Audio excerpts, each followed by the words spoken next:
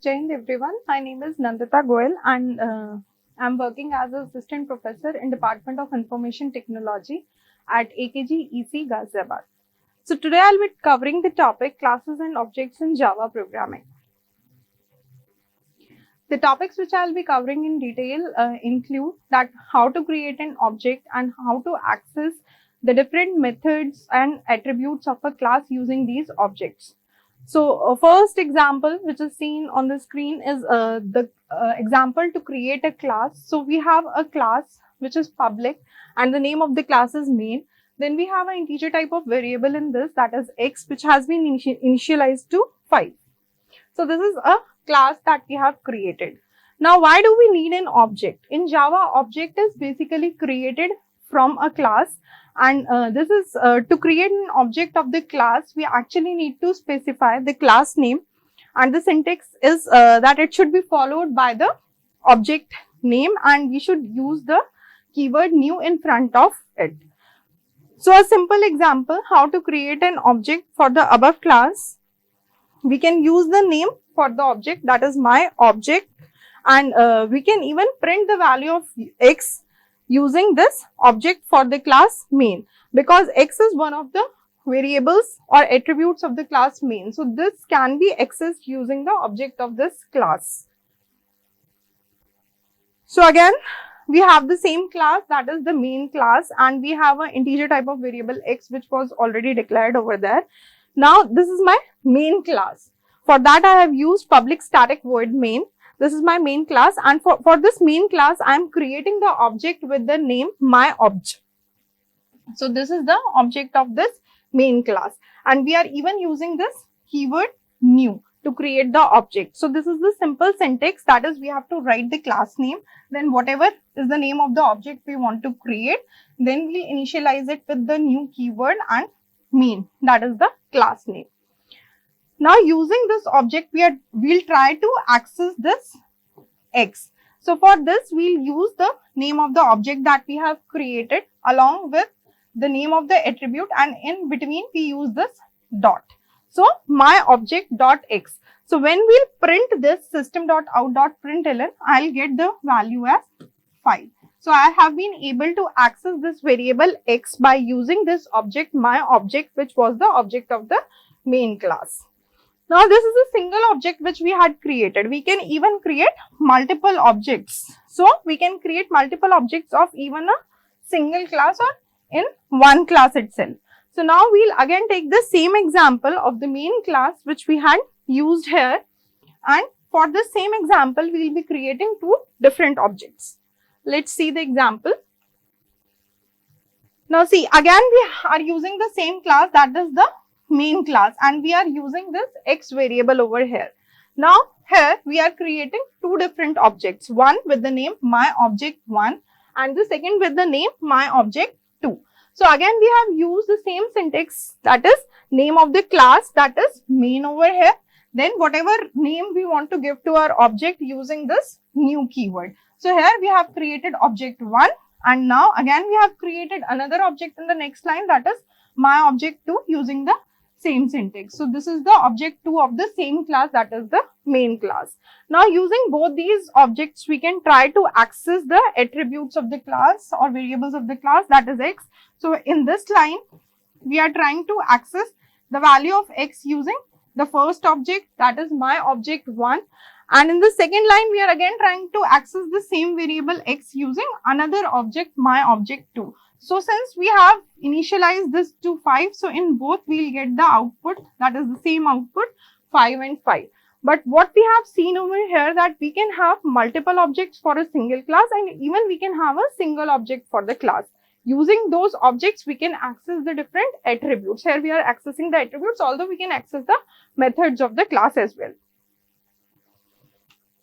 Now, if we are using multiple classes, that is, you can also create an object of a class and access it in another class. Suppose we have two different classes, then we can create the object of the class in some different class, and then we can access the values of the first class in the second class as well. This is often used where we need to have some better organization of the classes That is, we have one class that is having all the attributes and methods, and we want to have another class which can hold the main method or the code which is to be executed. So let's see the example. We have a main class over here. This is my class 1, and I have another class that is second.java. So the main class, that is main.java, it is a class with the name main, and it is having an attribute x which has been initialized to 5. So this is the same code which we have been using in the previous examples as well, but with the only difference that here we have another class with the name second.java, and here we will be actually creating the object of this second.java class.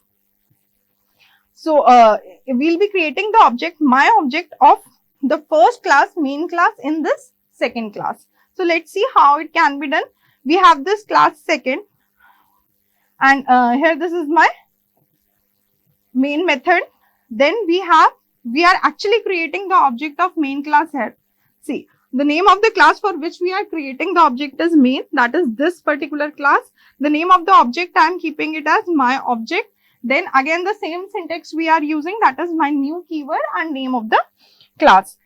Now using this my object, I am trying to access x, which is actually a variable or attribute in which class? In the main class. It is not actually present in this class. So using the second class, I am trying to access the values of the first class or the main class. So this is also how an object can be used. That is, we can create the object of any class in some different class, and then from there we can access the values of the attributes of the main class. So here again I will be getting the value as 5. So up till now we had seen that for a class we can have a single object, for the same class we can have multiple objects, and even we can be using multiple classes. That is, we can have different classes, and I can create the objects of one class in another class and access the values of the attributes in some second class using the objects. Now here we'll take a few examples that how we can modify the attributes of different classes. We can even modify the attribute values by using these objects. So let's take an example. We have a single class in this, that is the main class. Again we have a value, we have a variable x, which is an integer type variable, and here we have not initialized this variable to any value. It is just declared as int x. Now this is my main method, public static void main. Now after this, here actually I am creating my object. This is the line where I am creating the object of main class. So using the same syntax, the class name, name of the object, and the keyword new, I have created the object with the name my object. Now using this my object, I can access the value of x, and I can even initialize the value to some constant. So here what I have done, using this object dot x, this has been initialized to 40. So now when I'll print this value using system.out.println my object.x, so what value I'll get over here? I will get 40. So this is how I have initially just declared my variable, and then using the object I have initialized the value of this variable to 40. This is how we can make use of the objects to modify my attributes or to assign the values to attributes. Here actually we are not modifying exactly, but we are just assigning the value to x using an object. Now here we are actually overriding or modifying or changing the value of x, because initially the value of x has been assigned as 10, and using the object we will modify the value to 25. So let's see how we can do this. Again I have my main class, and I have a variable x, which is an integer type of variable which has been initialized to 10. Now this is my main method, and in my main method, after my main method, I have just created the object of the class main using the same syntax, that is your class name, your object name, then the keyword new. Now once I have created the object has been created. Now what I am trying to do using this object, I am trying to change the value of x. So my object dot x is equal to 25. So here the value of x has been now initialized to 25. So when I'll try to print this value using system.out.println, that is my object dot x. Now here the value will be printed as 25. Although initially we have written the value of x or declared initialized the value of x to 10. So this is how I can modify or change or override the values of the variables in a class using objects. So now there can be cases where you actually don't want to override the existing values. You want to declare the attributes in a way that nobody can change or override the existing value. So in such a case, what we have to use a keyword known as final. So if we'll write the keyword final in front of the attribute, then we cannot modify the value. It will generate error whenever we'll try to modify the value. So in the same example with the main class where I have declared and initialized my variable x, what we have used this final keyword. So now let's see that whether we'll be able to modify it or not. So again the same piece of code, that is we have the main method and we are trying to create an object of the main class. So using the same syntax, we have the class name and I have named the object as my object and the keyword is being used as new. So we have created this object. Once we have created this object, then I am trying to access the value of x by using my object, that is the object dot x is equal to, and I am trying to initialize it as 25. So now after this I try to print the value of my object dot x. So as soon as I try to do this, this will actually generate an error because and the error will be you cannot assign a value to the final variable.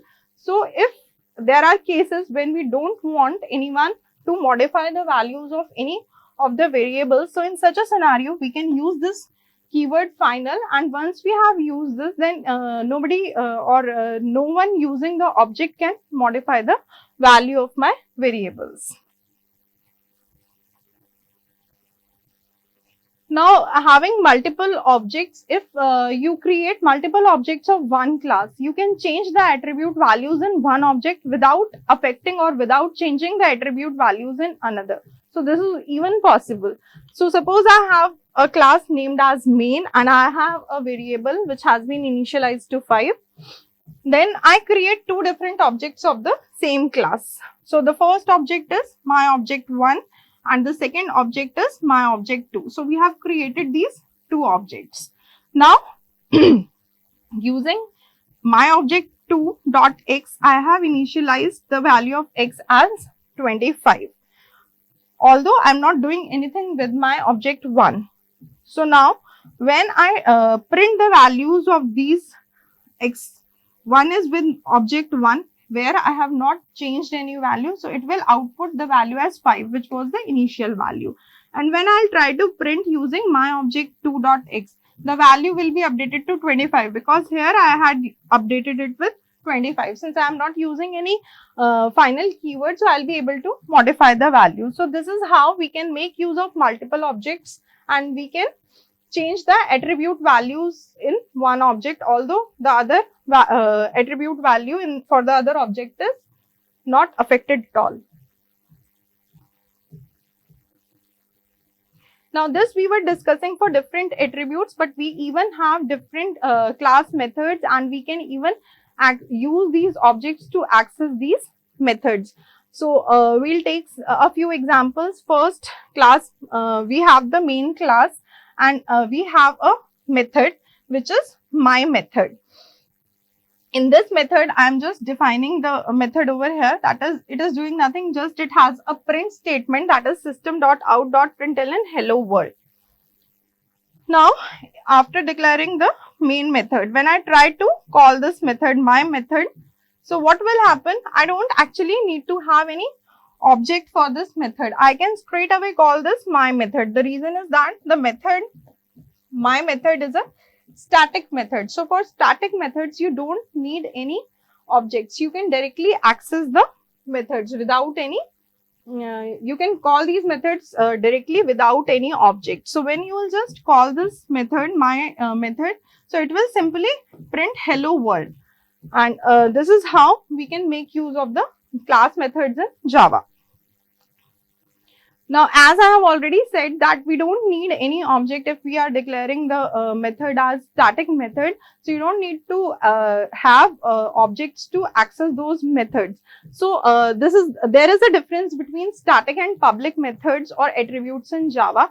That is, if we have created a static method, it means that it can be accessed without creating any object, the same way which we were doing in the previous example. But if you are declaring a method as public, then it requires objects to be accessed. It cannot be accessed without an object. So let's see the difference between the two, that is the static method and the public methods in Java. So we have the class named as main, then we are trying to declare a static method, that is static void my static method, and simply the definition says that it is printing static methods can be called without creating the objects. Again, we have another method which we are making public. So public void my public method. So this one is a public method, although the previous one was a static method. So the definition of this method includes that public methods can be called by creating objects. Now we have the main method for the class, that is public static void main. And now just see that I am trying to call this my static method, this one, which one was a static method here. So it will simply print what? Static methods can be called without creating an object, and we have not created any object. But same way, if I try to call this my public method without any object, it will give me an error that there is a compilation error, since this public method was a public method and it requires the object for calling this method. So what we have to do in order to correct this code, we have to first create an object of the class main. After creating this object, by using this object, we will access this my public method. So my object dot my public method. Now when we will call this, so it will print public methods can be called by creating objects. So this is the difference between a static and a public method. Whenever you create a static method in a Java class, then in that case you can call that method and access that method without an object. But if you are creating a public method, so in that case you need to first create an object, and then using that object only you can access the public method.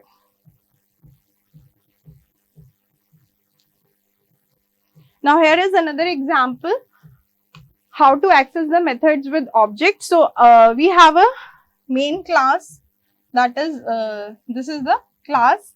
Then here we are creating a full throttle method. So I have declared this method full throttle as public. So that means whenever I want to access this method, I'll be needing an object to access this method. The definition of the method just prints the car is going as fast as it can. This is the first method. Then we have created another method and we are adding a parameter to it. But the method is again a public one. So that means that it will again require an object for accessing this method, although it has a parameter int max speed which is being passed in this. So again, if we see the definition, it says that maximum speed is whatever maximum speed we are passing as parameter to this method will be printed over here. So now after the main method, we have just created the object of the class main and the object name is my car. This is very important over here because both the methods are public methods, and so we will be able to access these methods only by using this object. So using this object my car, first I have accessed the method full throttle. So this will call the full throttle method, that is the car is going as fast as it can. This will be printed, and after that I have called the other method, that is speed. So my car dot speed, and I am passing the value 200 over here. So max speed is 200. So the output for this code will be the car is going as fast as it can. This is from this method, and from this method we get the maximum speed is 200. So this is how it will work. Now using multiple classes in Java. So to use these multiple classes in Java, we have the first class, that is the main.java, and then we'll even use another class. In another class, second.java, we'll just create the object of this main class, and then we'll access these two methods of the main class using the object of this main class, which will be created in the second class. So let's see. We have this main class, then the same function we have in the main class, that is full throttle, and this is again a public method. So for this public method, we'll again be creating the object of main class only, then we'll be able to access this. So inside this method, we have only a single statement that will be printed: the car is going as fast as it can. We have another method, that is void speed, which is the same method we used in the previous class, with the only difference that here we have this main class, and for these this main class, we'll be creating the objects in some other class.